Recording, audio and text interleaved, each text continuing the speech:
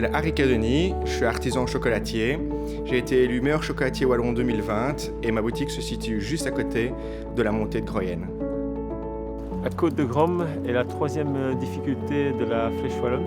Ce n'est pas la côte la plus connue de la course, mais avec un pourcentage moyen de 6% et une longueur de 3 km, il ne faut pas la sous-estimer.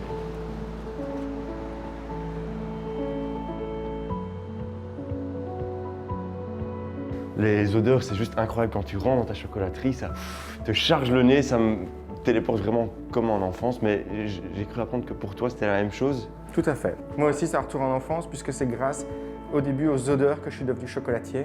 J'avais été visiter une chocolaterie artisanale et il y avait une grande fontaine de chocolat comme ça.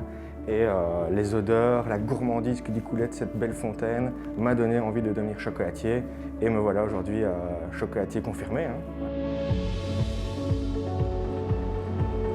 Grimper, pour moi, c'était quand même la partie la plus plaisante de la course. Donc quand on est en bonne condition et qu'on sent qu'on a les bonnes jambes, qu'on voit les coureurs à côté de soi souffrir, ça donne du moral évidemment, ça donne envie d'attaquer, d'accélérer, d'essayer justement de lâcher les autres. Et je crois que c'est un peu l'essence même du vélo.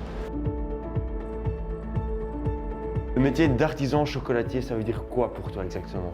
Alors être artisan chocolatier, justement, c'est pouvoir toucher la matière. C'est pouvoir également créer, mais aussi donner justement un sourire sur le visage des gens. La Coupe de Grom a certainement sa place dans le parcours de la Flèche Wallonne.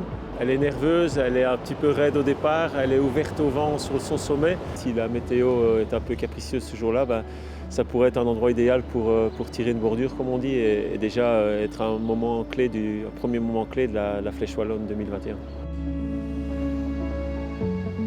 À côté du chocolat, tu as encore une autre passion, le cyclisme. Tout à fait, on t'a bien renseigné. Dans mon métier, il y a plein de similitudes et c'est ça qui est génial aussi.